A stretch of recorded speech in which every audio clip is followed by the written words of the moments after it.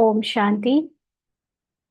आज 19 नवंबर 2024 बाबा के आज के महावाक्य सुनेंगे। बाबा ने कहा, मीठे बच्चे। हाँ जी बाबा, तुम्हारी याद बहुत वंडरफुल है, क्योंकि तुम तुम एक साथ ही बाप, टीचर और सदगुरु तीनों को याद करते हो।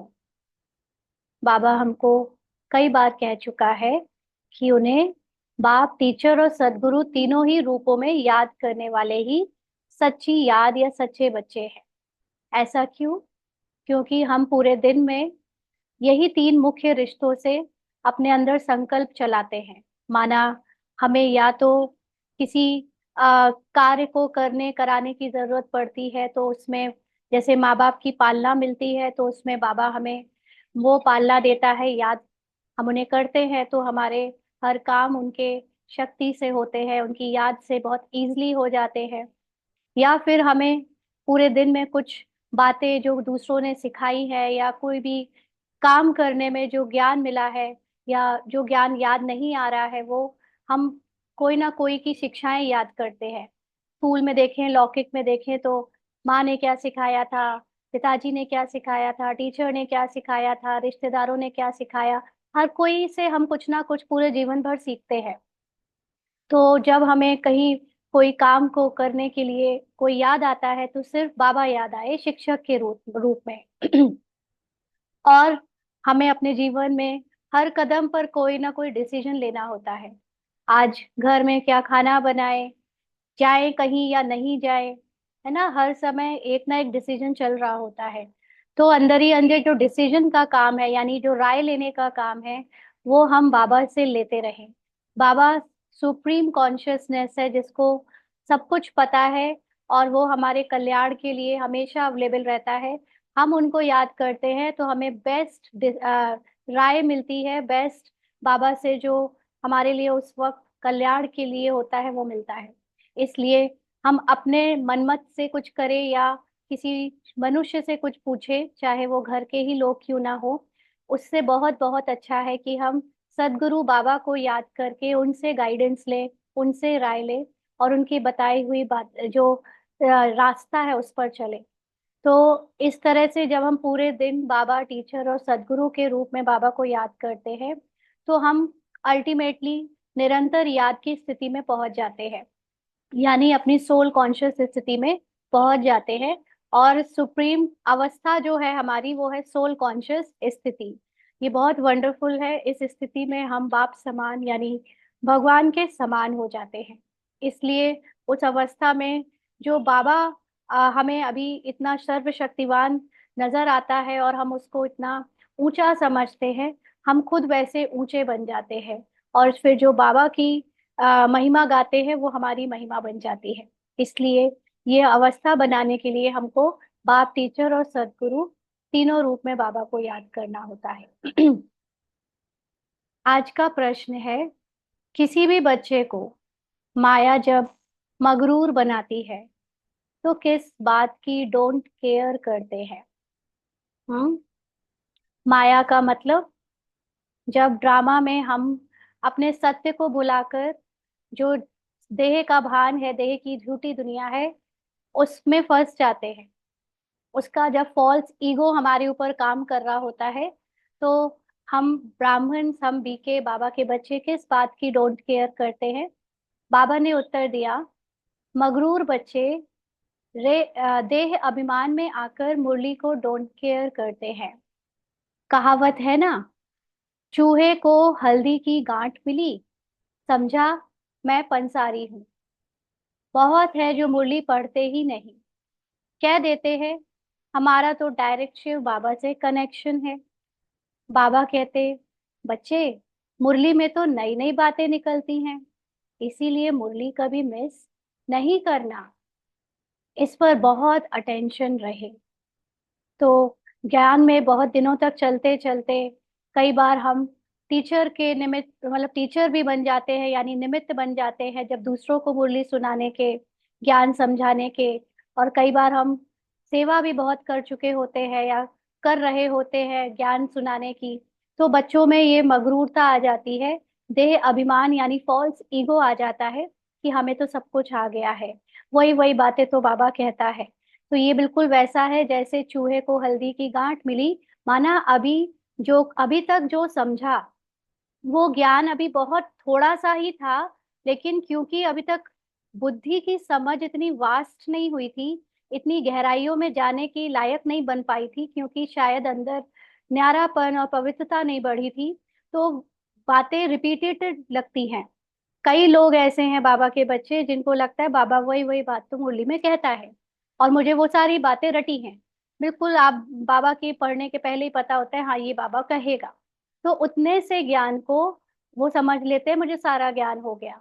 जैसे तो चूहा जैसे हल्दी की गांठ मिलकर समझता है कि मैं दुकानदार हो गया, पंसारी हो गया, तो ऐसे ही बहुत बच्चे हैं जो ज्ञान मुरली को कई सालों से पढ़कर जितना समझा बस उसको ही पूरा ज्ञान समझ लेते हैं, तो फिर वो मुरली पढ़ते नहीं, यानी कभी मिस हो जाए तो डोंट केयर करते हैं, कहते वही तो था पढ़ चुके पहले भी। या फिर कभी मुरली पढ़ते भी है तो एब्सेंस ऑफ माइंड से पढ़ते हैं, पूरा प्रेजेंस ऑफ माइंड से नहीं पढ़ते, यानी पूरा ध्यान देकर नहीं पढ़ते, क्योंकि जितनी समझ अभी तक बढ़ी थी बस उतनी ही समझ से जितना आता है वही पढ़कर उसको छोड़ देते हैं। लेकिन हम सब यहाँ पर जितने भी हैं जानते हैं कि बाबा की मुरली ये ऊपर से धोखा देने वाली माया थी। हाँ, अभी तक हमने जितना समझा था वो तो बहुत कम ज्ञान था, अब जो ज्ञान समझ रहे हैं उसमें बाबा की गहरी गहरी बातें और निकल निकल के आ रही हैं, और क्या कौन जाने कि इससे भी गहरी बातें अभी और भी होंगी। तो जैसे जैसे हमारी अवस्था और बढ़ती जाएगी, हमारी पवित्रता बढ़ती जाएगी, वो गहरी बातें हमें और समझ में आती जाएंगी। इसीलिए ये नहीं समझना चाहिए कि मुरली की हमें सारी बातें समझ आ चुकी हैं। कई बार हमारी बुद्धि कोई चीज को जिस तरह से समझती है उतना ही ज्ञान काफी नहीं होता, किसी किसी और के द्वारा ज्ञान की जो चिंतन है, मनन है, या बाबा की टचिंग है, या बाबा खुद उसको हेल्प करता है आगे का ज्ञान समझाने के लिए, वो भी निकल सकता है। तो मुरली कभी मिस नहीं करना है, इस पर बहुत अटेंशन रखना है। और जो मुरली पढ़ते भी है तो एब्सेंस ऑफ माइंड से नहीं पढ़ना है, प्रेजेंट रहना है उस वक्त पूरे समय, एक एक पॉइंट में क्या गहराई छुपी है उसको धारण करना है। ओम शांति। मीठे मीठे सिकीलधे बच्चों से रूहानी बाप पूछते हैं, यहाँ तुम बैठे हो किसकी याद में बैठे हो? हम्म। तो किसी ने जवाब दिया, बाप, शिक्षक और सदगुरु की। तो बाबा ने कहा सभी इन तीनों की याद में बैठे हो? एक दो ने जवाब दिया वो तो ठीक, लेकिन क्या सभी बच्चे बाबा को इन तीनों रूपों में पूरे दिन याद करते हैं? हर एक अपने से पूछे, यह सिर्फ यहाँ याद यहाँ बैठे याद है या चलते फिरते याद रहती है? हम्म। ये पूछे कि सिर्फ मुरली सुनते समय या योग लगाते समय बाबा याद आता है, या चलते फिरते भी बाबा की याद तीनों रूप में याद रहती है? क्योंकि यह है वंडरफुल बात, और कोई आत्मा को कभी ऐसे नहीं कहा जाता। किसी और की याद को चलते फिरते उठते बैठते करो, ऐसे नहीं कोई कहता है। सिर्फ भगवान को, बाबा को कहते कि कर्म योगी बनो, चलते फिरते कर्म करते सोते जागते हर समय याद करो। भले यह लक्ष्मी नारायण विश्व के मालिक है, परंतु उनकी आत्मा को कभी ऐसे नहीं कहेंगे कि यह बाप भी है, टीचर भी है, सदगुरु भी है। बल्कि सारी दुनिया में जो भी जीव आत्माएं हैं, कोई भी आत्मा को ऐसे नहीं कहेंगे, ना चाहे वो जीव जंतुओं की चाहे मनुष्यों की आत्मा है, कोई नहीं कहेगा कि किसी को भी पूरे दिन याद करो। तुम बच्चे ही ऐसे याद करते हो ना, यहाँ तक कि जब माँ का कोई बच्चा होता है वो उसको याद ज्यादा करती है, तो उसको भी कहा जाता है कि कुछ अपना भी ध्यान रखो, पूरे दिन उसको याद नहीं करो। तो कोई भी आत्मा के लिए पूरे दिन याद करो ऐसा नहीं कहा जाता। अंदर में आता है यह बाबा, बाबा भी है, टीचर भी है, सदगुरु भी है, सो भी सुप्रीम। उनसे ऊंचा ना तो कोई पिता मिला है, ना कोई टीचर, ना कोई सदगुरु। तीनों को याद करते हो? या एक को, भले वह एक है परंतु तीनों गुणों से याद करते हो।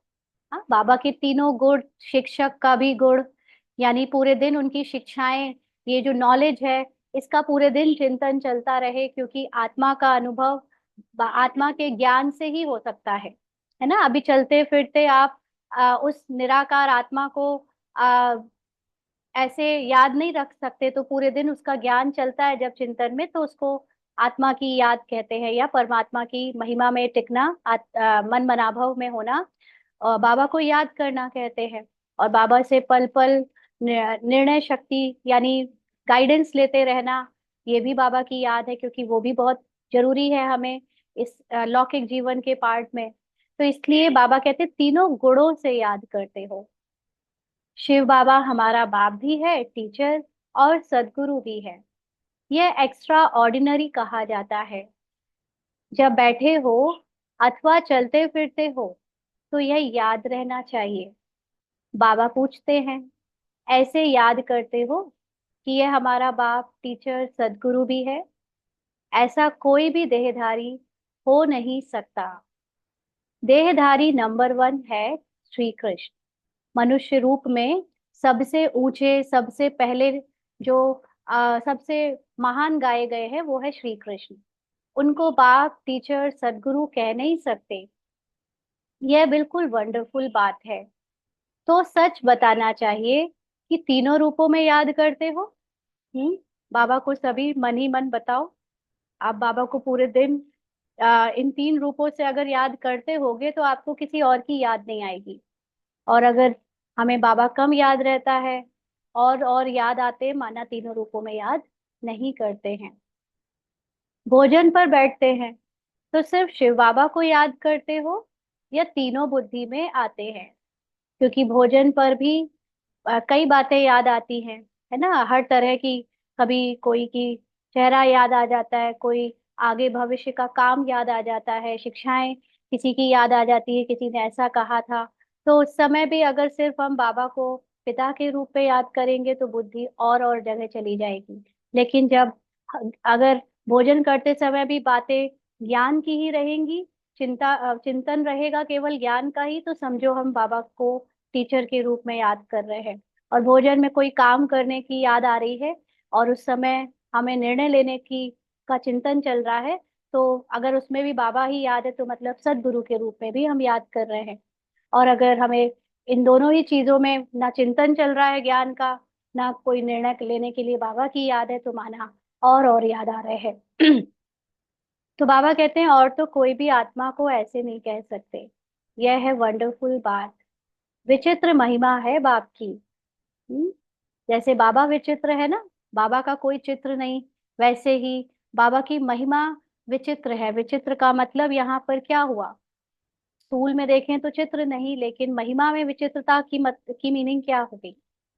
हम्म, कि बाबा ऐसा सुप्रीम एक अथॉरिटी है जो अ, अपने आप को हर रूप में ढाल कर हमें हमारी बुद्धि में रहना चाहता है। तो इस संसार की जितनी भी, अभी जैसे गीता की बुक जिसने पढ़ी होगी, लोग भक्ति मार्ग की गीता भी है, तो उसमें महिमा गाते हैं भगवान के लिए।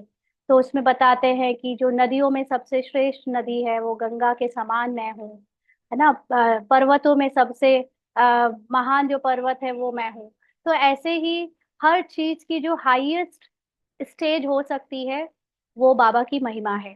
तो हम जब पूरे दिन में अपने जीवन को श्रेष्ठ बनाने के लिए कर्म में आते हैं, तो हमारे अंदर अगर बाबा की याद में रहकर हर कर्म होगा तो वो सबसे श्रेष्ठ हो जाएगा, जैसे बाप समान हो जाएगा।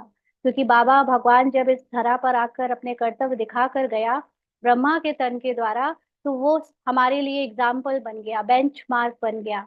उन्हीं को फॉलो करते हुए हमें सबको अपना पुरुषार्थ करना है। तो ऐसे ही जब उनकी महिमा को, उनको याद करते हुए हम अपने कर्म कर्तव्य करते हैं पार्ट में, तो हमारे भी वैसे ही श्रेष्ठ बन जाते हैं सब कर्तव्य और कर्म। तो बाबा कहते हैं तो बाप को भी ऐसे ही याद, ऐसे करना है, याद भी ऐसे ही करना है, यानी विचित्रता से हर तरह से बाबा को ही याद करें। तो बुद्धि एकदम उस तरफ चली जाएगी जो ऐसा वंडरफुल है। बच्चों को सबसे ज्यादा यही रहता है ना कि बाबा अभी तो कुछ काम पड़ा था तो और कोई और याद आ गया, कोई किसी की बात कुछ और याद आ गई। तो जब हम पूरी तरह हर चीज में बाबा को याद करेंगे तो बाबा की तरफ ही हमारी बुद्धि डाइवर्ट हो जाएगी। बाप ही बैठ अपना परिचय देते हैं, फिर सारे चक्र का भी नॉलेज देते हैं। पहले बाबा ने अपना परिचय दिया, फिर ड्रामा का ज्ञान सुनाया। ऐसे यह युग है, इतने इतने वर्ष के हैं जो फिरते रहते हैं। यह ज्ञान भी वह रचयिता बाप ही देते हैं, तो उनको याद करने में बहुत मदद मिलेगी। ज्ञान का भी जब अंदर अंदर मनन चिंतन चलता है, ड्रामा का भी चलता है, तो जैसे उनकी ही याद है। बाप टीचर गुरु वह एक ही है। इतनी ऊंच आत्मा और कोई हो नहीं सकती, परंतु माया ऐसी बाप की याद भी भुला देती है। हाँ, ऐसे बाप की याद भी भुला देती है तो टीचर और गुरु को भी भूल जाते हैं। बाप के रूप में बाबा बाबा तो करते रहते हैं, बाबा को अपने हर जरूरत के समय पर याद करते हैं, हेल्प के लिए याद करते हैं, लेकिन बाबा की शिक्षाएं और बाबा से गाइडेंस लेना, हर कर्म में बाबा से पूछ पूछ कर करना, जो कि एक गुरु के रूप में बाबा को याद करना हुआ, वो करना भूल जाते हैं। यह हर एक को अपने अपने दिल से लगाना चाहिए। बाबा हमको ऐसा विश्व का मालिक बनाएंगे। बेहद के बाप का वर्षा जरूर बेहद का ही है, क्योंकि भगवान यानी बाबा निराकार है, आत्माओं का पिता है, तो वो अपना वर्षा जिसको कहते हैं ज्ञान, वो भी आत्माओं को ही देता है, आत्मा की स्थिति में टिकने के लिए, यानी हमको आत्मा देखकर ज्ञान देता है। साथ साथ ये महिमा भी बुद्धि में आए, चलते फिरते तीनों ही याद आए। इस एक आत्मा की तीनों ही सर्विस इकट्ठी है, इसीलिए उनको सुप्रीम कहा जाता है। इसका एक ऐसे एग्जाम्पल हम देखें कि बाबा को हम तीनों रूप में कब याद नहीं करते होंगे। वैसे तो मेजोरिटी टाइम नहीं करते होंगे, लेकिन एक एग्जाम्पल अगर ले कि समझने के लिए कि कैसे हम बाबा को भूल जाते हैं। जैसे कई बार कोई निर्णय लेना है, मान लीजिए सेवा का ही निर्णय लेना है। हाँ, तो अब सेवा में जब भी हम ये सोचते हैं कि हम मीटिंग करके सेवा का कोई प्लानिंग करें, तो उसमें जो भी लोग स्टेक होल्डर है, माना जो जो मीटिंग में सम्मिलित होने वाले हैं, वो सब लोग अपने अपनी राय देते हैं, अपना व्यू देते हैं, फिर उसमें से कुछ डिसाइड होता है। तो वहां पर पता चलता है कि बाबा को याद नहीं किया है, क्योंकि जो बाबा की याद में आ, एक सिर्फ एक संकल्प आता है जिससे वो सेवा सार्थक हो, जो हाईएस्ट सेवा हो, वो एक संकल्प मीटिंग करके नहीं आ सकता। उसमें मनमत होती है सबकी अपनी अपनी, और उसके बाद जो डिसाइड किया जाता है वो भी इन उतना हाईएस्ट नहीं होता जितना बाबा की याद में एक संकल्प करके बस वो सेवा का फाइनल रिजल्ट निकलता है। तो ऐसे ही और भी चीजों में, शिक्षाओं में भी कई बार बहुत डिस्कशन करते हैं हम ब्राह्मण्स और बीके, बाबा के ज्ञान के पॉइंट को कितना हमने रट रखा है, कितना जानते हैं, इसका शो करते हैं। हाँ, लेकिन देखा जाए तो जो अपने अंदर आत्माभिमानी स्थिति है वो अभी भी नहीं बनी है। तो बाहर से तो हमने सबको दिखा दिया कि हम बहुत ज्ञानी हैं, हमें बहुत ज्ञान हो गया है, सब आपस में लगे पड़े हैं डिस्कस करने के लिए कि हम तो कोई और बातें करते भी नहीं ज्ञान के सिवा। लेकिन इसकी मेन चेकिंग है कि क्या आप आत्माभिमानी स्थिति में स्थित हो गए हो। और जब आप आत्माभिमानी स्थिति में स्थित होगे तो आपको अननेसेसरी बोलने का मन नहीं करेगा। जब तक आपसे पूछा ना जाए, जब तक कोई आपसे डिस्कस ना खुद करे, जब तक तब तक आपको ये नहीं होगा कि मुझे शो करना है ना। तो ये देहभान आ जाता है और उस समय हम अपने उसमें बार बार कहीं ना कहीं पर बाबा को बुलाकर अपने को शो करने में लगे रहते हैं। और इसी तरह कई चीजों में छोटे छोटे एग्जाम्पल्स हैं कि हम बाबा को सदगुरु और टीचर के रूप में कैसे भूल जाते हैं। तो आगे बाबा कहते हैं कि अब कॉन्फ्रेंस आदि बुलाते हैं, कहते हैं विश्व में शांति कैसे हो, वह तो अब हो रही है आकर समझो। हाँ, बाबा की जो शांति की स्थापना है वो एक बहुत गुप्त रूप में चल रही है, और कोई कोई दुनिया में इतनी अशांति देखकर सोचते हैं कि ये शांति कैसे आएगी संसार में। तो अगर कोई हम में से पूछे तो हम क्या कहेंगे कि यहाँ पर तो शांति की स्थापना हो रही है, आप आकर समझो। कौन कर रहे हैं वो पूछेंगे। तुमको बाप का ऑक्यूपेशन सिद्ध करके बताना है। निराकार परमात्मा कैसे शांति की स्थापना कर रहा है, ये बहुत ज्ञान युक्त और युक्ति युक्त तरीके से समझाना है, सिद्ध करना है। बाप के ऑक्यूपेशन और श्री कृष्ण के ऑक्यूपेशन में बहुत फर्क है। और तो सबका नाम शरीर का ही लिया जाता है, क्योंकि श्री कृष्ण नाम भी किसका है? शरीर के ऊपर पड़ा है, कैरेक्टर का नाम है। उनकी आत्मा का नाम गाया जाता है। केवल परमात्मा जो निराकार शिव है, वो शिव नाम केवल आत्मा पर पड़ा है, बाकी तो सबके नाम शरीरों पर है। वह आत्मा बाप भी है, टीचर गुरु भी है। आत्मा में नॉलेज है, परंतु वह दे कैसे? हाँ, अब वो है तो निराकार, इस बात को तो हर धर्म वाले मानते हैं। लेकिन फिर वो अगर निराकार है तो उसकी नॉलेज कैसे दे? क्योंकि देखा जाए तो हर धर्म में जो होली बुक्स बनी है, जैसे बाइबल, कुरान या और भी, तो उन सब के जो क्रिएटर है वो सब लोग मनुष्य है ना? तो अब पर जो अगर परमात्मा निराकार है तो उसको अपनी नॉलेज देनी है तो वो कैसे देगा? ये दूसरों से हम पूछें तो बाबा कहते हैं शरीर द्वारा ही देंगे ना। उस निराकार भी को भी अपनी नॉलेज किसी शरीर में आकर देनी पड़ेगी। तो बाबा कहते हैं जब देते हैं तब तो महिमा गाई जाती है। अब शिव जयंती पर बच्चे कॉन्फ्रेंस करते हैं, सब धर्म के नेताओं को बुलाते हैं। तुमको समझाना है, ईश्वर सर्वव्यापी तो है नहीं। हाँ, भगवान कड़ कड़ में होता तो फिर भगवान को बुलाते ही क्यों? अगर सब में ईश्वर है तो क्या हर एक आत्मा भगवान बाप भी है, टीचर भी है, गुरु भी है?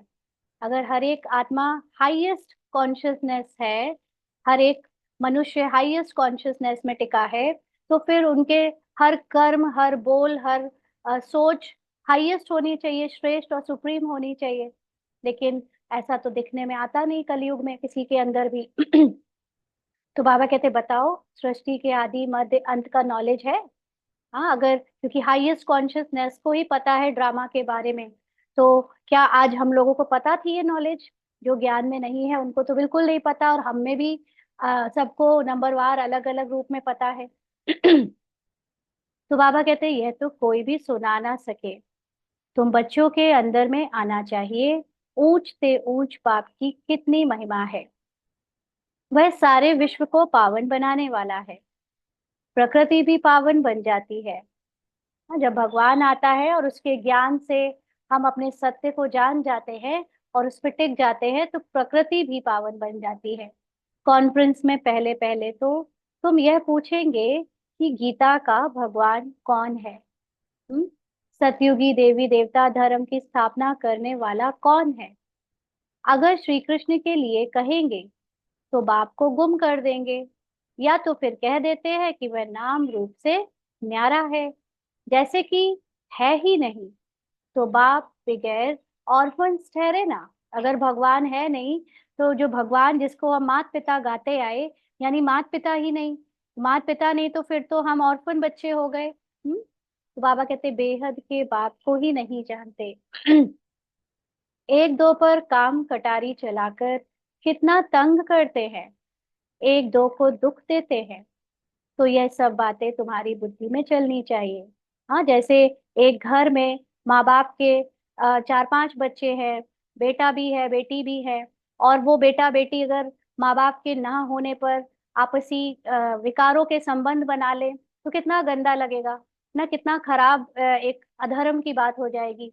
तो आज ऐसे ही आत्माएं अपने को ना जानने के कारण, अपने पिता को भूल जाने के कारण, माँ बाप को भूल जाने के कारण आपस में काम कटारी यानी विकारों की चीजें करते हैं और आपस में एक दूसरे को कितना दुख देते हैं। तो यह सब बातें तुम्हारी बुद्धि में चलनी चाहिए। कंट्रास्ट करना है कि ये लक्ष्मी नारायण भगवान भगवती है ना, इन्हों की भी वंशावली है ना, तो जरूर सब ऐसे गॉड गॉडेस होने चाहिए। यानी अगर कृष्ण भगवान है, लक्ष्मी नारायण भगवान है, तो फिर उनके जो बच्चे हैं वो सब भी गॉड गॉडेस होने चाहिए। कहाँ है उनके बच्चे, किसी की पूजा क्यों नहीं होती, किसी को कोई जानता क्यों नहीं, कृष्ण के बच्चों को, लक्ष्मी नारायण के बच्चों को, हाँ राम के बच्चों की पूजा क्यों नहीं करते। तो जो जैसा है उसके बच्चों को भी वही उपाधि मिलनी चाहिए थी। तो बाबा कहते तुम सब धर्म वालों को बुलाते हो, जो अच्छी रीति पढ़े लिखे हैं, बाप का परिचय दे सकते हैं, उनको ही बुलाना है। जब कोई कॉन्फ्रेंस आदि में हम बाहर के लोगों को बुलाते हैं, बाहर जो अपने को रिलीजियस कहते हैं उनको, तो उनमें से भी जो पढ़े लिखे, मतलब जो नॉलेजफुल है, क्योंकि बहुत सारे लोग तो चेले टाइप के होते हैं जो बस सेवा करने के लिए होते हैं, अपने गुरुओं की सेवा करते रहते हैं, उनके शरीर की सेवा करते हैं। ऐसे नहीं, लेकिन जो ज्ञानी है, जिनके अंदर समझ है, और जो ज्ञान को अच्छे से परख कर, उसको जानकर दूसरों को भी बता सकते हैं, ऐसों को बुलाना है। तो बाबा कहते तुम लिख सकते हो, जो आकर रचयिता और रचना के आदि मध्य अंत का परिचय देवे, उनके लिए हम आने जाने रहने आदि का सब प्रबंध करेंगे।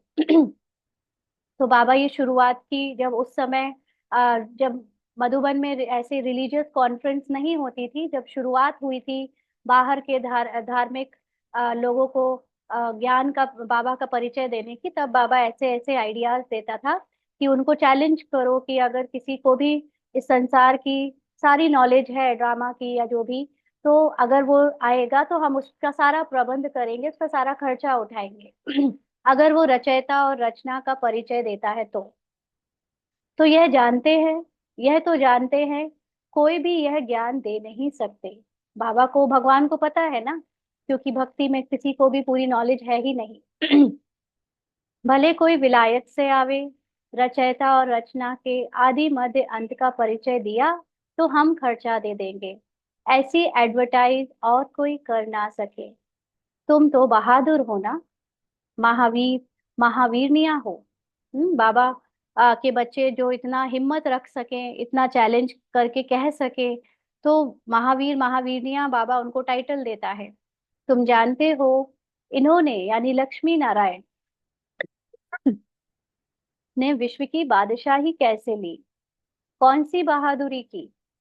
यानी लक्ष्मी नारायण के रोल ने बहादुरी नहीं की, बट लक्ष्मी नारायण के अंदर जो आत्मा है, उन्होंने अपने पिछले जन्म में ये बहादुरी की होगी, तब ये रोल मिला उनको। बुद्धि में यह सब बातें आनी चाहिए। कितना तुम ऊंच कार्य कर रहे हो, सारे विश्व को पावन बना रहे हो। तो बाप को याद करना है, वर्षा भी याद करना है। सिर्फ यह नहीं कि शिव बाबा याद है, परंतु उनकी महिमा भी बतानी है, अंडरलाइन। अभी बाबा से हम जब याद में बाबा को याद करते हैं तो क्या करते हैं, बाबा की महिमा को तो जानते हैं लेकिन रिवाइज नहीं करते, और रिवाइज कर भी लें अगर, तो हम उसको अपनी महिमा नहीं समझते। तो बाबा ने यही बात आज क्लियर करी है सबको, कि जब बाबा को याद करो तो ऐसे नहीं सिर्फ हम बैठे हैं और एक बिंदु को याद कर रहे हैं, लेकिन बाबा के साथ साथ वर्षा भी याद आए, माना बाबा के ज्ञान के साथ बाबा को याद करो। ये ज्ञान का चिंतन भी साथ साथ चलना चाहिए, क्योंकि आत्मा नॉलेजफुल है।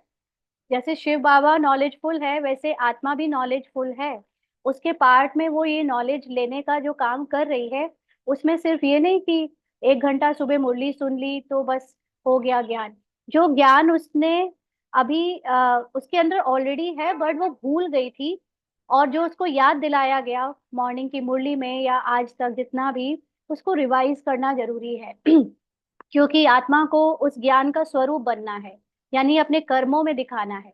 तो इसलिए वर्षा याद करना बहुत जरूरी है, जब बाबा को याद करें, और साथ साथ उनकी महिमा बतानी है। बाबा की जब महिमा करते हैं तो वही मेरी महिमा, श्रेष्ठ महिमा मेरी भी है, ऐसे याद करना है, क्योंकि यह महिमा है ही निराकार की। तो जैसे बाबा निराकार है, वैसे आत्मा भी तो निराकार है। इसीलिए आत्मा और परमात्मा की सेम महिमा करनी है। बस एक डिफरेंस जो सबसे बड़ा वो ये है कि परमात्मा कभी पतित नहीं बनता, और आत्माएं पतित पार्ट में आती हैं, यानी शरीर लेती हैं।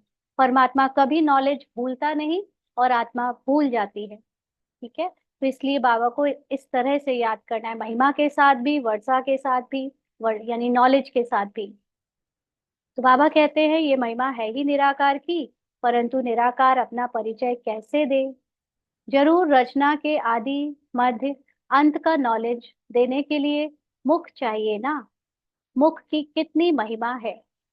मनुष्य गौ मुख पर जाते हैं, कितना धक्का खाते हैं, क्या क्या बातें बना दी हैं। हाँ, इसको अज्ञानता में गौ दिखा दिया और भागीरथ बना दिए, है ना। कितनी सारी बातें जो ब्रह्मा बाबा के मुख से शिव बाबा ने ज्ञान का रोल प्ले किया, उसको उन्होंने जानवर में दिखा दिया, फिर उसको भी कहानी बना दी। बाबा कहते तीर मारा गंगा निकल गई। ऐसी ऐसी कहानियां बनाई हैं। गंगा को समझते हैं पतित पावनी। अब पानी कैसे पतित से पावन बना सकता। पतित पावन तो बाप ही है। तो बाप तुम बच्चों को कितना सिखलाते रहते हैं। बाप तो कहते हैं ऐसे ऐसे करो। सारी सेवा के डायरेक्शन किसने दिए हैं। बाबा ने ही दिए ना। बाबा के ज्ञान में जितना हम सिमरण करते हैं, जितना उसको याद रखकर उससे हिम्मत लेते हैं, उतना बाबा हमको और टच करता है। यहाँ जाओ वहां जाओ, ये करो, इनसे मिलो। और वो जब जैसे जैसे होता चला जाता है और उसमें सफलता मिलती जाती है, तो बाबा कहते कौन आकर बाप रचयिता और रचना का परिचय देंगे। साधु सन्यासी आदि यह भी जानते हैं कि ऋषि मुनि आदि सब कहते थे नेति नेति। हम नहीं जानते हैं। तो ऋषि मुनियों ने तो कह दिया कि नेति मतलब उसका अंत नहीं पाया जा सकता, तो हम नहीं जानते। गोया नास्तिक थे, क्योंकि ऋषि मुनियों को एक ये बात क्लियर थी कि जो संसार दिख रहा है वो तो, हाँ, वो तो परमात्मा नहीं है। लेकिन फिर वो कौन है ये नहीं जानते थे। तो वो नेति नेति कह देते थे, जिसका अंत नहीं पाया जा सकता, यानी जिसको जाना नहीं जा सकता वो है। तो इसलिए वो गोया नास्तिक थे। अब देखो, कोई आस्तिक निकलता है। उस समय तक तो उनको ज्ञान नहीं था, लेकिन हो सकता है कि उनमें से कोई वास्तव में भगवान को जानना चाहता हो। तो ऐसे ऋषि मुनियों को ढूंढो और जो जानना चाहे उसको बताओ, तो आस्तिक बन जाएगा। तो अभी तो बाबा के कितने सारे ऐसे सन्यासी साधु बच्चे बन चुके हैं, आस्तिक बन चुके हैं। अभी तुम बच्चे नास्तिक से आस्तिक बन रहे हो। हाँ देखो, बन रहे हो। आस्तिक पूरा कब कहा जाएगा, जब बाबा जो है जैसा है वैसे यथार्थ रूप में हम बाबा को याद करें। अभी भी हम बच्चे जिस तरह से बाबा को याद करते हैं और अपने को जो समझते हैं, उसमें अभी बहुत सारी भक्ति मिली हुई है, बहुत सारी अज्ञानता मिली हुई है। अभी पूरा यथार्थ ज्ञान हमने लिया नहीं है। जिस दिन हमें पूरा यथार्थ ज्ञान हो जाएगा, हम बाप समान बन जाएंगे, क्योंकि ज्ञान इज इक्वल टू बाबा, नॉलेज इज इक्वल टू बाबा। जो नॉलेज बाबा में है वो नॉलेज पूरी हूबहू हमको अगर वैसी समझ आ जाए, मिल जाए, तो हम बाप समान बने बैठे हैं। लेकिन क्योंकि अभी हमारे अंदर नॉलेज भी धीमे धीमे आ रही है, अभी बहुत रह गई है जानना, इसलिए अभी हम बन रहे हैं नास्तिक से आस्तिक। तो बाबा कहते तुम बेहद के बाप को जानते हो, जो तुमको इतना ऊंच बनाते हैं, पुकारते भी हैं ओ गॉड फादर, लिबरेट करो, यानी मुक्त करो, मुक्ति दिलाओ। बाप समझाते हैं इस समय रावण का सारे विश्व पर राज्य है, यानी सारा विश्व अज्ञानता की नींद में सोया पड़ा है। सब अपने को शरीर और देह के भान में डुबाए हुए हैं। सब भ्रष्टाचारी हैं, फिर श्रेष्ठाचारी भी होंगे ना। यानी बुद्धि से सब भ्रष्ट है, किसी की बुद्धि दिव्य बुद्धि नहीं है। और फिर कभी ना कभी वो दिव्य बुद्धि वाले श्रेष्ठाचारी भी होंगे। तुम बच्चों की बुद्धि में है, पहले पहले पवित्र दुनिया थी, अब अपवित्र दुनिया थोड़े ही बनाएंगे। सॉरी, बाप अपवित्र दुनिया थोड़े ही बनाएंगे। यानी जो दुनिया पहले हम जिसको देवी देवताओं की दुनिया कहते हैं, वो पास्ट में होकर गई है। और कोई कोई कहता है कि ये दुनिया इतनी गंदी, इसको ऐसे ही भगवान ने बनाया है। तो ऐसा थोड़ी ना है, परमात्मा अपवित्र दुनिया थोड़ी बनाएंगे। बाप तो आकर पावन दुनिया स्थापन करते हैं, जिसको शिवालय कहा जाता है। शिव बाबा शिवालय बनाएंगे ना। शिवालय का मतलब जहां पर सभी शिव के रूप में रहे। शिव का रूप क्या है, निराकार, यानी अपने को सोल कॉन्शियस हाईएस्ट स्थिति में स्थित कर कर रहते हो, उसको कहते हैं शिवालय। शिव के रहने का स्थान। शिव मतलब जैसे परमात्मा है वैसे हम आत्माएं बन जाती हैं, तो बाबा हमको वैसा स्थान जो रहने का देता है शरीर में, साकार में, वो शिवालय हो जाता है। इसीलिए बाबा कहते हैं कि परम धाम को भी शिवालय कहते हैं और सतयुग को भी शिवालय कहते हैं। परम धाम को आत्माओं का शिवालय और सतयुग को देह सहित मनुष्य के रूप में देवताओं का शिवालय, यानी रहने का स्थान, जहाँ पर शिव के कॉन्शियसनेस यानी परमात्मा के समान के कॉन्शियसनेस वाले आत्माएं पार्ट बजाती हैं। वह कैसे बनाते हैं सो भी तुम जानते हो। बाबा आगे कहते हैं, महाप्रलय जलमयी आदि तो होती नहीं। हम्म शास्त्रों में तो क्या क्या लिखा है। महाप्रलय का मतलब कि संसार ही ना रहेगा, धरती ही नहीं रहेगी, पूरा जलमग्न हो जाएगा, ऐसा होता नहीं। क्योंकि उस दुनिया केवल पतित से पावन बनती है। यानी जैसे जैसे हमारे अंदर की जो बुद्धि है, जो अभी तक भ्रष्टाचारी बुद्धि थी, वो दिव्य बुद्धि बनती जाएगी, माना नॉलेजफुल होते जाएंगे। वैसे वैसे जो पुरानी दुनिया है, पतित दुनिया हमारे स्मृति में, वो खत्म होकर पावन दुनिया की स्मृति बनती जाएगी। और वैसे वैसे अंदर जो परिवर्तन होगा, उससे जो इतने संकल्प चलते थे, जिसको हम आज कहते हैं बाबा की हद, इतनी करोड़ों की दुनिया, जैसे दुनिया में आज पॉपुलेशन बढ़ गई है ना, इतनी ज्यादा, वैसे ही हमारे अंदर संकल्पों की भी पॉपुलेशन बढ़ गई है, माना संकल्पों की काउंटिंग बढ़ गई है। और जैसे जैसे दिव्य बुद्धि एक्टिव होती जाएगी, सोल कॉन्शियसनेस बढ़ती जाएगी, वैसे वैसे संकल्पों की पॉपुलेशन यानी काउंटिंग कम होती जाएगी। और फाइनली जो सतयुग में जैसे देवताओं के अंदर केवल एक समय पर एक ही संकल्प आता है, वो भी प्रेजेंट का, जो जब करना है बस वो संकल्प आया और हुआ। वो लोग ना पास्ट का सोचते ना फ्यूचर का सोचते, तो अपने आप उनका ड्रामा अनुसार सब कुछ होता रहता है। तो हमारे अंदर भी ऐसे ही, ऐसा नहीं होगा कि सब कुछ हम स्मृति लेस हो जाएंगे, कोई स्मृति बचेगी ही नहीं। जिसको बाहर महाप्रलय कहा, अंदर भी अगर महाप्रलय की मीनिंग निकाले, तो मतलब ऐसा नहीं है कि हम स्मृति लेस हो जाएंगे, निर्संकल्प हो जाएंगे। क्योंकि निर्संकल्प होने की जो अवस्था है वो बॉडी से परे की अवस्था है। बॉडी में रहते हुए हम अभी निराकारी स्थिति में टिकने का जो अभ्यास कर रहे हैं, जैसे ब्रह्मा बाबा ने किया। और इस समय ब्रह्मा बाबा का जो सूक्ष्म शरीर है, जो अव्यक्त बाबा हो गए हैं, उसमें भी बाबा के पास एक संकल्प अभी भी बकाया है, वो है सेवा का।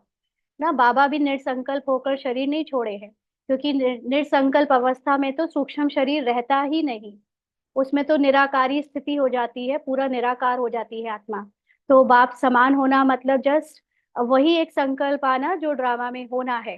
तो इस तरह से हमारे अंदर भी धीरे धीरे जब अंदर की स्मृति में केवल वो बचेगा जो प्रेजेंट में रहने वाला एक संकल्प, वैसे ही बाहर का भी परिवर्तन हमें दुनिया का होता हुआ दिखेगा।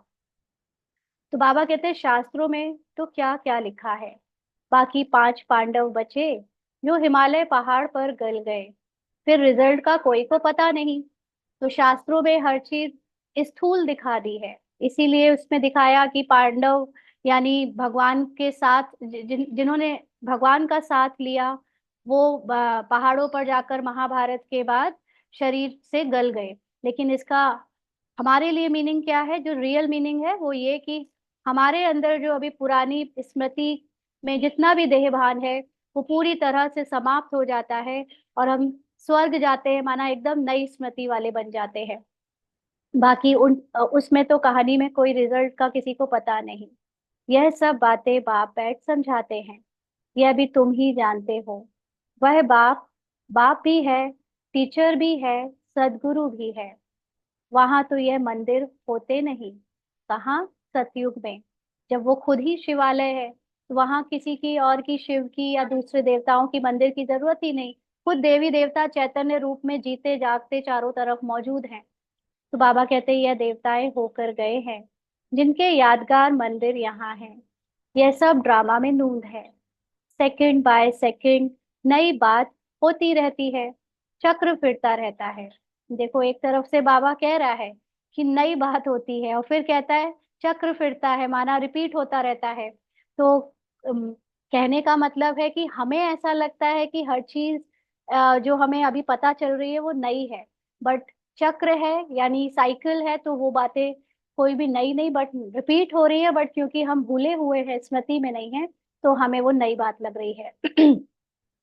अब बाप बच्चों को डायरेक्शन तो बहुत अच्छे देते हैं। बहुत देह अभिमानी बच्चे हैं जो समझते हैं हम तो सब कुछ जान गए हैं, क्योंकि मुरली को एज इट इज जैसा समझा पढ़ा लिटरल मीनिंग से, वो तो सबको रट गया।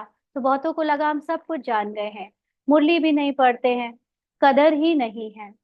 बाबा ताकीद करते हैं, कोई कोई समय मुरली बहुत अच्छी चलती है। हाँ, किसी किसी दिन मुरली के अंदर कितने रहस्य निकल कर आते हैं, मिस नहीं करना चाहिए। 10-15 दिन की मुरली जो मिस होती है, वह बैठ पढ़नी चाहिए।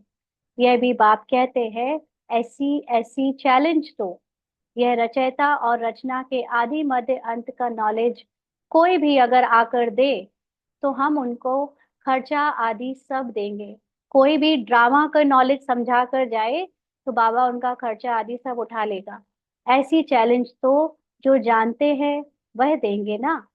टीचर खुद जानता है, तब तो पूछते हैं ना, बिगड़ जाने कैसे पूछेंगे। कोई कोई बच्चे मुरली को भी डोंट केयर करते हैं, बस हमारा तो शिव बाबा से ही कनेक्शन है। परंतु शिव बाबा जो सुनाते हैं वह भी सुनना है ना, कि सिर्फ उनको याद करना है। माना बस योग में हमने वो बिंदु को देख लिया तो इतना ही काफी है, ऐसा नहीं है। बाबा को नॉलेज के बिना पूरी रूप से जाना ही नहीं जा सकता। और जब तक नॉलेज कंप्लीट नहीं मिल बनी है, यानी मिली है, तब तक हम ना तो खुद अपने को जान सकते हैं, अच्छे से अनुभव मिला सकते हैं, ना बाबा को जान सकते हैं। इसीलिए अगर अपनी स्थिति चेक करें कि हमारी अभी आत्मिक स्थिति नहीं बनी है, भले ही हम कितना भी दावा करें कि हम बाबा को जान गए हैं, हम हजारों को कोर्स करा चुके हैं, हम सबको ज्ञान ऐसे सुनाते हैं जैसे बहुत हाई है हम स्थिति में, लेकिन सच में अपने दिल से पूछो कि क्या मैं सोल कॉन्शियस स्थिति में टिका हूँ। और अगर टिका हूँ, तो फिर मेरे कर्मों में, मेरे गोल में, मेरे हर चीज में बाप समान स्थिति दिखनी चाहिए। हाँ, धोखा ना दे अपने को। तो इसलिए जब तक वो बनी नहीं है हमारी, हमारा परफॉर्मेंस जो रोल का है, वो जब तक ब्रह्मा बाबा को मैच नहीं कर रहा है, तब तक कहीं ना कहीं हम ज्ञान को या तो जाने नहीं है, यथार्थ ज्ञान को अगर जान भी गए हैं तो शायद अभी तक धारण नहीं हुआ है। योग की इतनी पावर नहीं बनी है कि हम आत्मिक अवस्था में टिक पाए और चेंज कर पाए ऊपर से परफॉर्मेंस यानी एक्शंस और रोल को। तो कुछ ना कुछ तो कमी हुई है। इसलिए ये ज्ञान तब तक लेते रहना चाहिए जब तक सब कॉन्शियस माइंड में 100% बाबा समान ज्ञान नहीं चला जाता, क्योंकि वो ज्ञान से ही हम बाप समान बनते हैं। योग से बनते हैं, लेकिन ज्ञान भी होना असली योग तो तभी लगता है ना जब असली ज्ञान, पूरा ज्ञान हो तब। तो बाप कहते कि बाप कैसे अच्छी अच्छी मीठी मीठी बातें सुनाते हैं, परंतु माया बिल्कुल ही मगरूर कर देती है। कहावत है ना, चूहे को हल्दी की गांठ मिली, समझा मैं पंसारी हूँ। बहुत है जो मुरली पढ़ते ही नहीं, मुरली में तो नई नई बातें निकलती है ना। तो यह सब बातें समझने की है।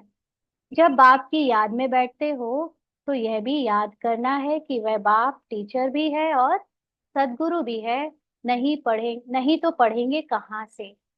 अभी 1 मिनट के लिए सभी अशरीरी हो जाएं, अपने को बाबा के समान, बाप समान स्थिति में स्थित करें और कुछ देर साइलेंस में टिके।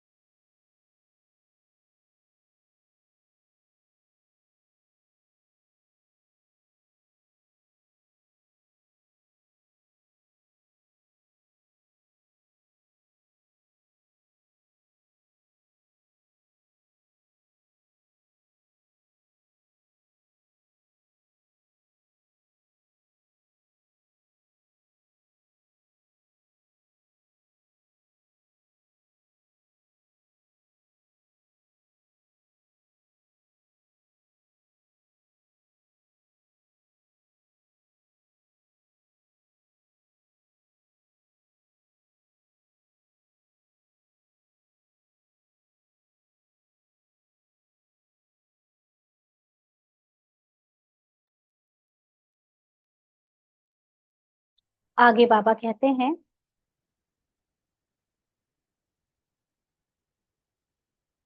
नहीं तो पढ़ेंगे कहाँ से। बाप ने तो बच्चों को सब समझा दिया है। बच्चे ही बाप का शो करेंगे। बच्चे ही बाप का शो करेंगे माना, जो बच्चे अपने को आत्माभिमानी स्थिति में निरंतर टिकाएंगे, उनसे ही भगवान प्रत्यक्ष होगा। यानी सबको पता चलेगा कि निराकार भगवान कैसा होता है, उसने क्या कर्तव्य किया, उसने कैसे संसार में पतित से संसार को पावन बनाया। ये सारी चीजें उनके ही कैरेक्टर से, उनके ही रोल से पता चलेंगी।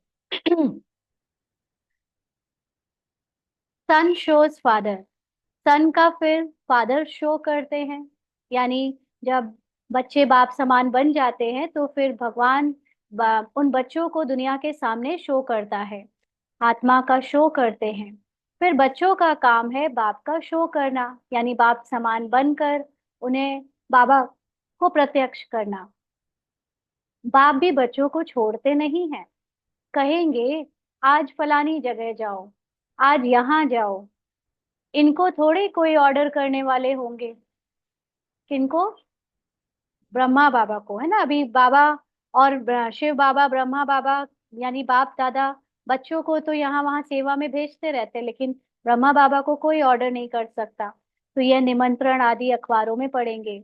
इस समय सारी दुनिया है नास्तिक, यानी भगवान को नहीं जानती। बाप ही आकर आस्तिक बनाते हैं।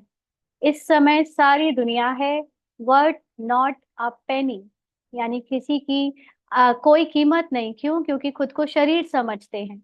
अमेरिका के पास भले कितना भी धन दौलत है, परंतु वर्थ नॉट अ पेनी है। यह तो सब खत्म हो जाना है। सारी दुनिया में तुम वर्थ पाउंड बन रहे हो। हाँ, पाउंड की कीमत सबसे ज्यादा होती है, तो हम सब लोग जो सोल कॉन्शियस बन रहे हैं, उससे हमारी वैल्यू बहुत बहुत बढ़ जाएगी। वहां कोई कंगाल होगा नहीं। कहाँ? सतयुग में। तुम बच्चों को सदैव ज्ञान का सिमरण करके हर्षित रहना चाहिए। उसके लिए ही गायन है, अति इंद्रिय सुख गोप गोपियों से पूछो। यह संगम की ही बातें हैं, क्योंकि जो सुख है वो बाबा के ज्ञान में छुपा हुआ है। जिसके अंदर जितना ज्यादा ज्ञान, यथार्थ ज्ञान, रटा रटाया ज्ञान नहीं। रटा रटाया ज्ञान वाले भी डिप्रेशन में जा रहे हैं बाबा के बच्चे, है ना। क्या वही वही तो होता है, क्या मुरली पढ़नी है। जो यथार्थ ज्ञान को जिसने समझा है, उसको जो सुख मिलता है अति इंद्रिय सुख, वो उसी का गायन है कि अति इंद्रिय सुख पूछना है तो गोप गोपियों से पूछो। तो यह संगम की ही बातें हैं। संगम युग को कोई भी जानते नहीं। विहंग मार्ग की सर्विस करने से शायद महिमा निकले।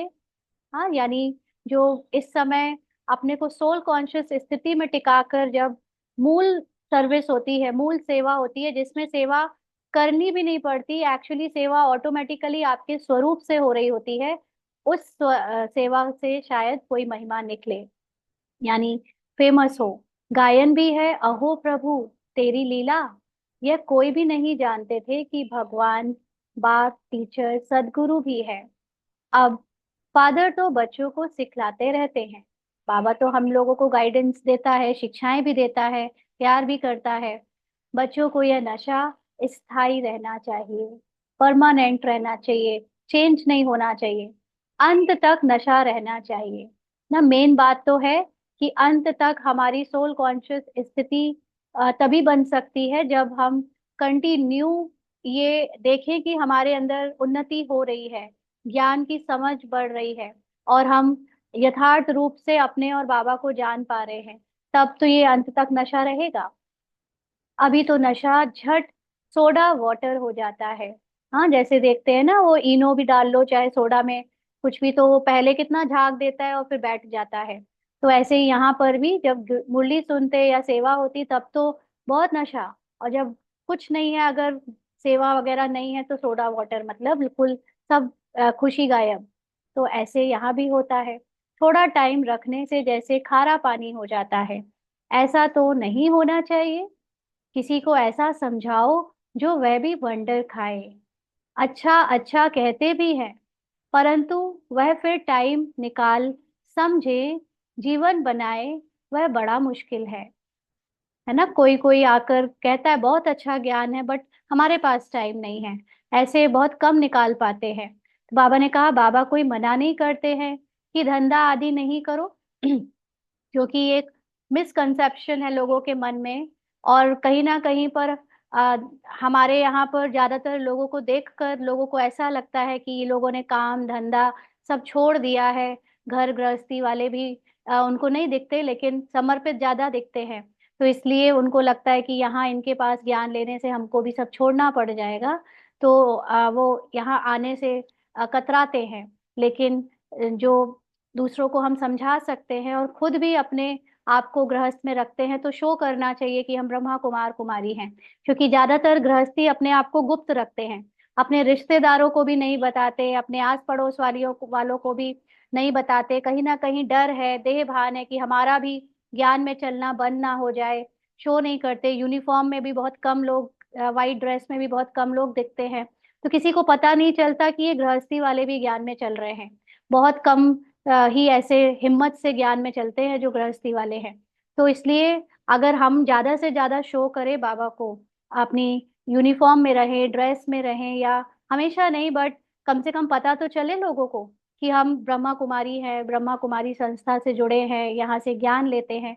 तो औरों को भी लगे कि हाँ, हमें भी इनके जैसा बनना चाहिए, क्योंकि इन्होंने भी कुछ नहीं छोड़ा है, ये भी घर गृहस्थी में रहकर सब कुछ कर रहे हैं। नहीं तो वो समर्पित लोगों को देखकर कतरा जाते हैं ना। इसलिए बाबा तो मना नहीं करता कि धंधा आदि नहीं करो, केवल पवित्र बनो।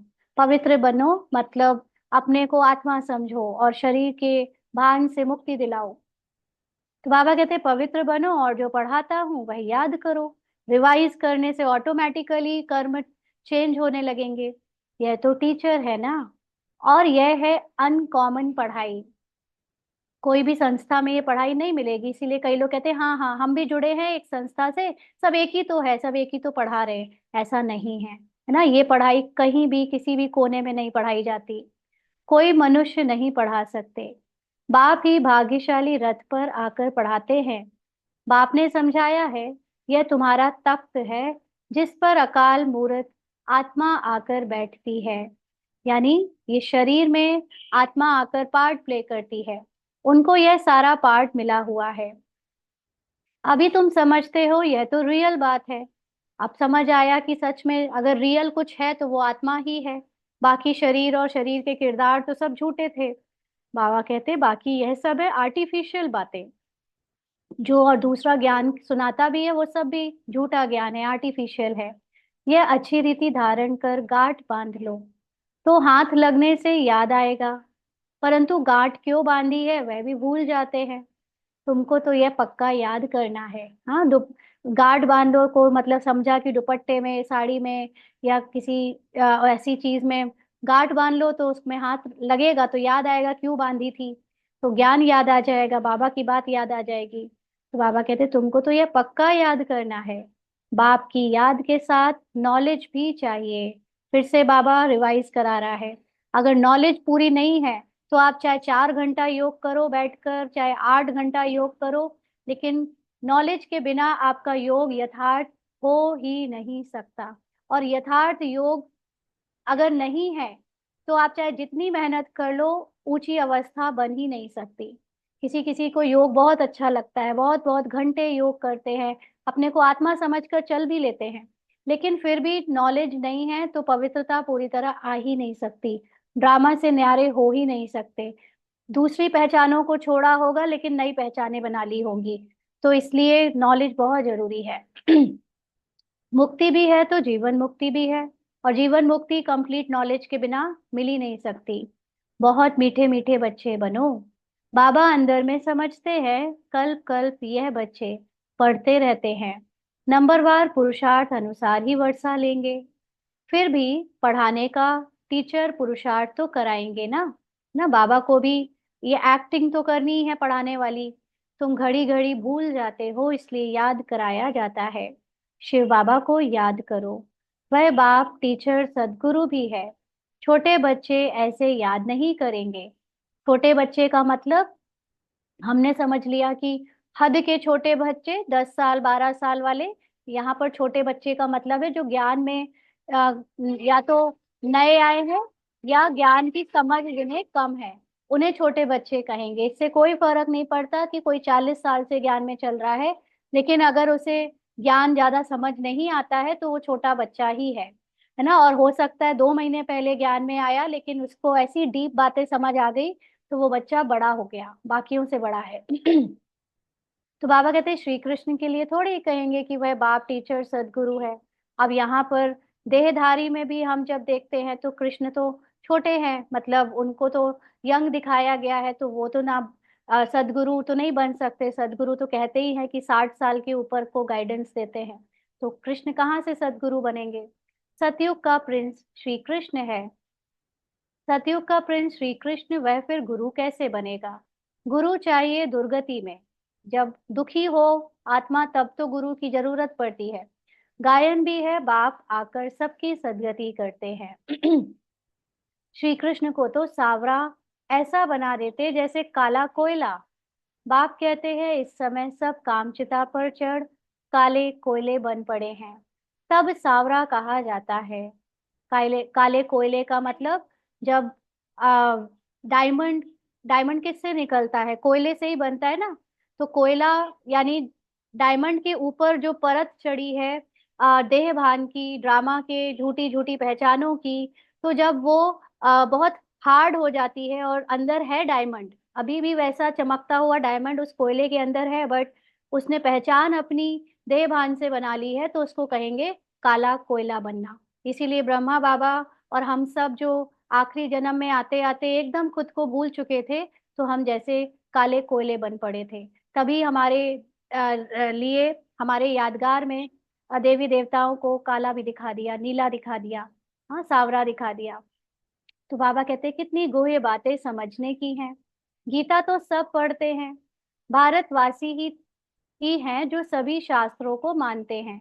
माना भारत में चाहे दूसरे धर्म के शास्त्र हो चाहे इसी धर्म के शास्त्र हो, सबको रिस्पेक्ट दी जाती है। सबके चित्र रखते रहेंगे तो उनको क्या कहेंगे, व्यभिचारी भक्ति ठहरी ना। यानी भगवान को नहीं जानते तो सब कुछ को मिला दिया, हर एक में भगवान देखने लगे।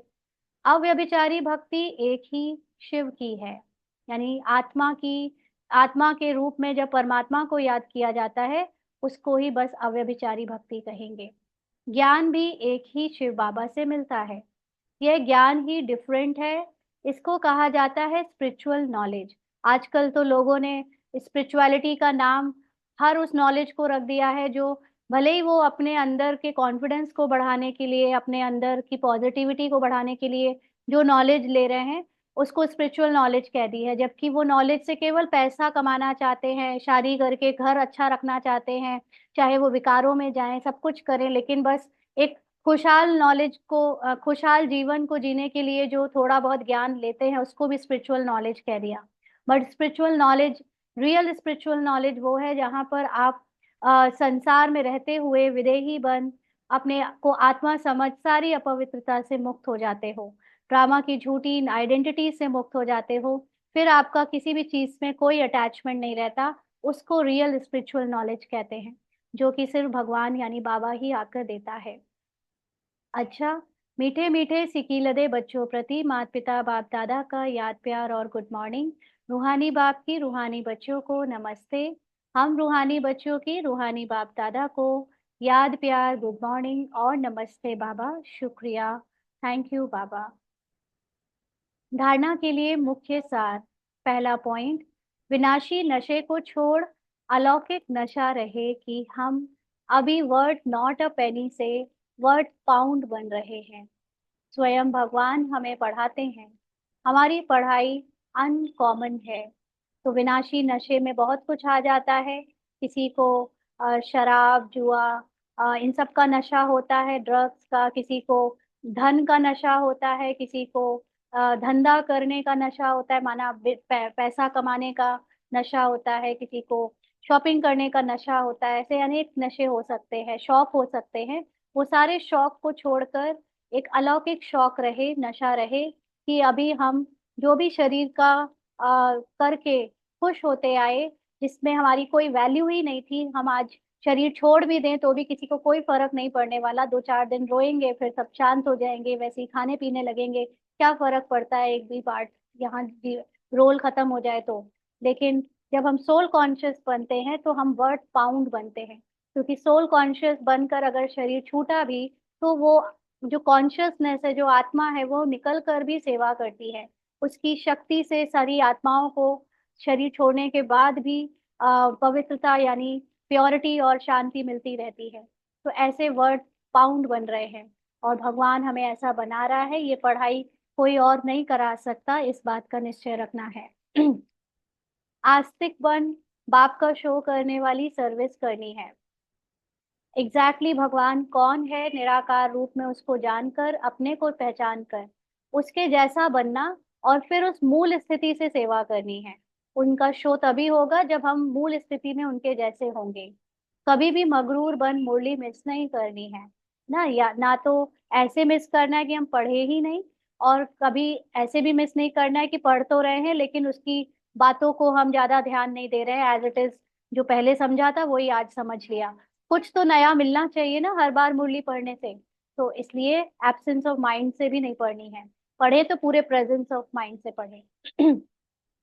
आज का वरदान है, पवित्रता के फाउंडेशन द्वारा सदा श्रेष्ठ कर्म करने वाली पूज्य आत्मा भव।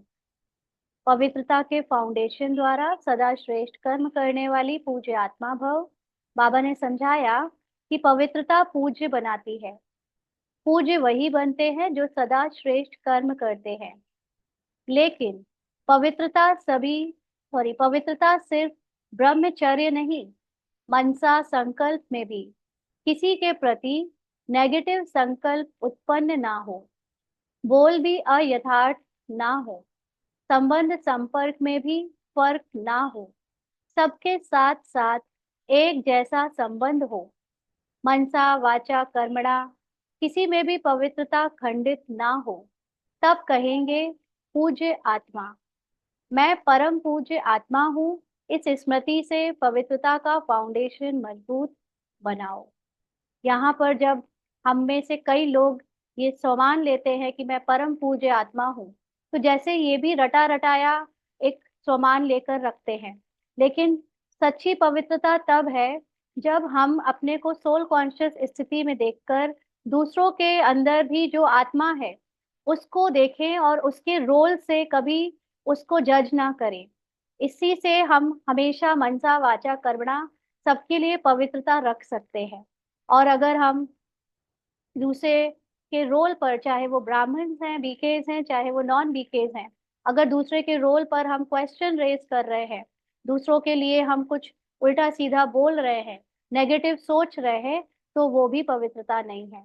चाहे हम कितने भी ब्रह्मचारी रहे, हम कितने भी खाने पीने ऊपर की धारणाओं में 100% एक्यूरेट रहे, लेकिन अगर सूक्ष्म में हमारे अंदर लोगों को आत्मिक स्थिति में देखने का अभ्यास कंटिन्यू नहीं है, नेचुरल नेचर नहीं है, तो पवित्रता हमारी आधारित मतलब टेम्पररी है।